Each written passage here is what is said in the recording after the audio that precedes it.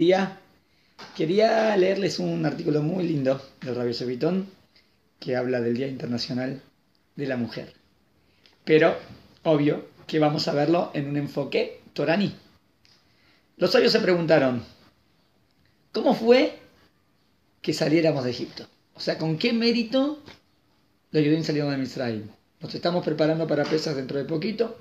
Otras 3 semanas ya entramos en Pesaj. Y bueno, uno siempre se pregunta, ¿cuál fue el mérito para salir de Egipto? La respuesta técnicamente es muy sencilla. Gracias a la milagrosa intervención de Hashem, nuestro Dios. Y por supuesto, de Moshe. Y en cierta medida, de Aarón, su hermano. Pero, para nuestra sorpresa, o no, los sabios del Midrash formularon otra respuesta. O sea, si vamos a analizar el chat, y bueno, gracias a Kadosh Baruj Hu, que nos salvó, y tuvimos, gracias a un buen profeta, o super profeta, una persona que dedicó su vida para acercarnos a Hashem, para llevar a su pueblo a Hashem, que es Moshe Rabbeinu, Aarón a Cohen. Pero el Midrash, los Jajamim apuntan por otro lado. Ellos dicen así: Bishut Nashim Satkaniot Nigalú Israel mi Mitzray. Traduzco: por el mérito de las mujeres virtuosas que el pueblo judío tuvo, fue liberado de Egipto. O sea, según este Midrash, el gran mérito para salir es por las mujeres. Interesante, porque nos están dando un enfoque que a lo mejor, no sé, si yo lo leía en el chat o los Pesukim, no sé si lo veía, pero los Jajamim, como en una tradición oral, también una explicación, me dicen que las mujeres tuvieron mucho que ver con la salida de Mitzray.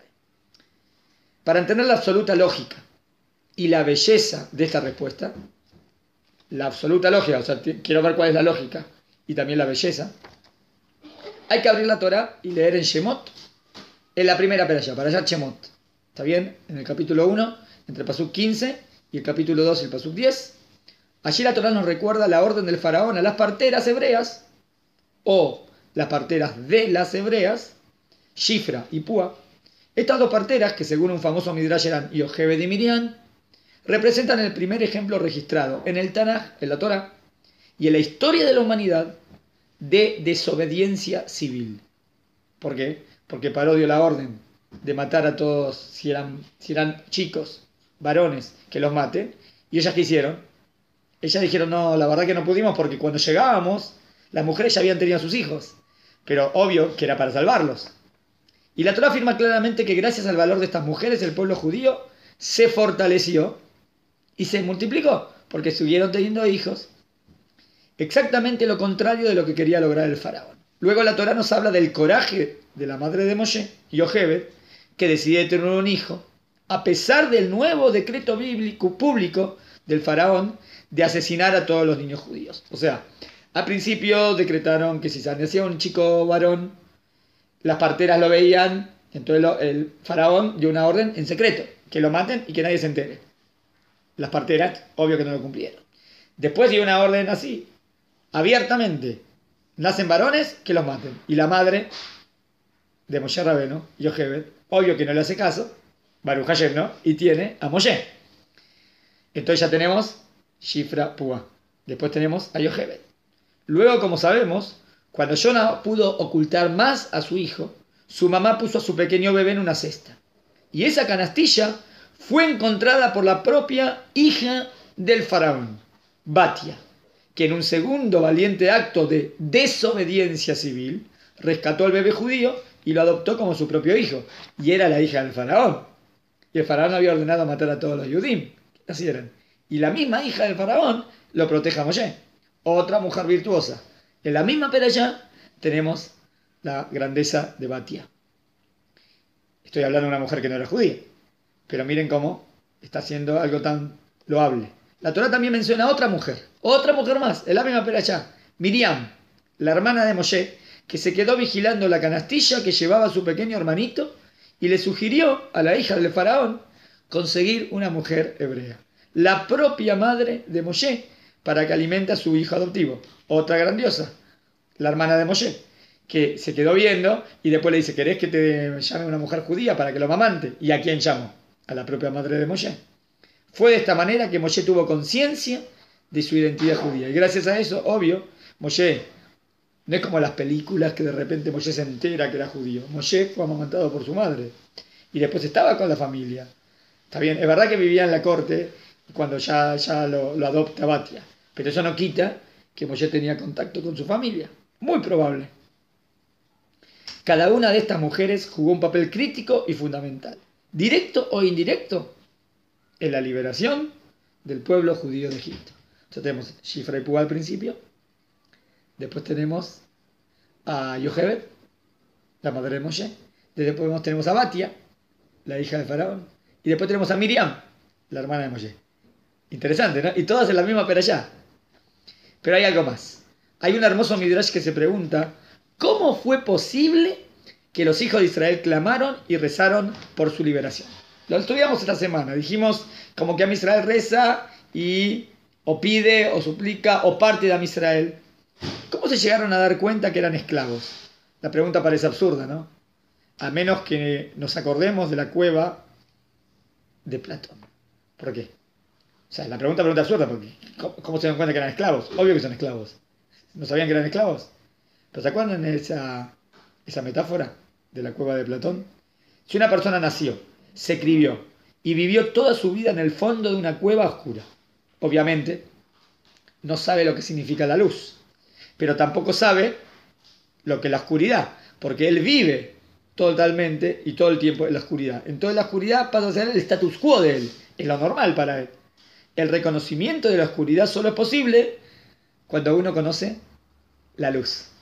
Sin conocer la luz, la oscuridad es simplemente la condición natural de la existencia. Si no conozco la luz, ¿está bien? Entonces vivo en esa oscuridad completamente todo el tiempo. Los judíos nacieron, se criaron y vivieron por varias generaciones en la esclavitud. ¿Cómo es posible que no se hayan acostumbrado a esa condición y que hayan aspirado a la libertad? Porque podrían acostumbrarse y ya somos esclavos y no pedimos nada más. También en este caso el Midrash también le da crédito ¿a quiénes?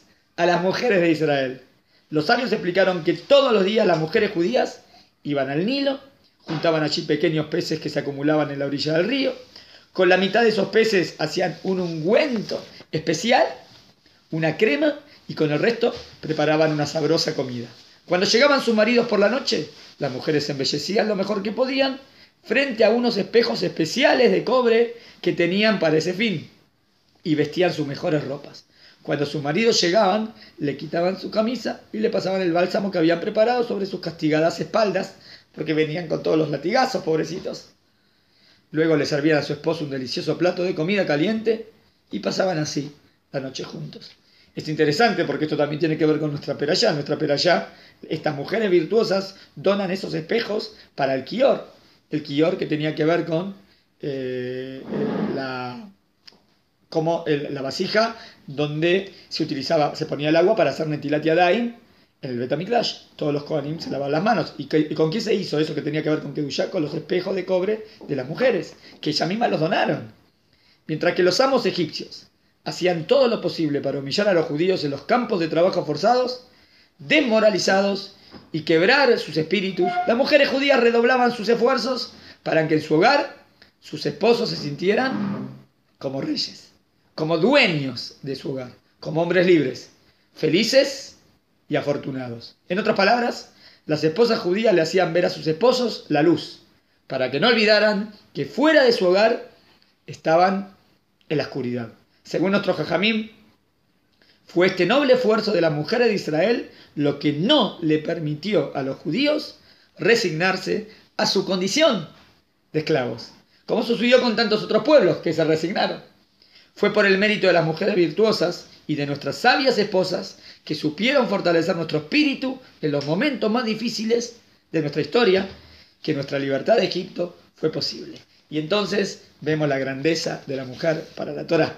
O sea, según esta aplicación que vimos, gracias a ellas salimos de Mitzrayim. Porque si ellas no hubiesen hecho toda esta fuerza, no hubiesen tenido esta fuerza para levantar el ánimo del pueblo, para que el pueblo sepa que la esclavitud era una oscuridad, que había que salir de ella. Y entonces, gracias a eso, hayan hecho tefilá, se hayan volcado a Kadosh Baruj Hu, y por eso pudimos salir de Mitzrayim. Y me parece tremendamente muy interesante, como el Rab presta atención en la primera perashá de Shemot, a toda, como esos esas explicaciones que están entre líneas, porque uno a veces lee toda la perashá y a veces no presta atención. Pero hay que prestar atención. Primero Shifra y Púa, dos mujeres virtuosas. Después Yochebed, la madre de Moshe. Después Batia, la hija de Faraón. Después Miriam, la hermana de Moshe. Y todas mujeres muy virtuosas, muy ideales. Bueno, podemos decir que es el gran mérito de la mujer. Bueno, Shabbat Shalom. Y enseguidita vamos a hacer un pequeño cuentito.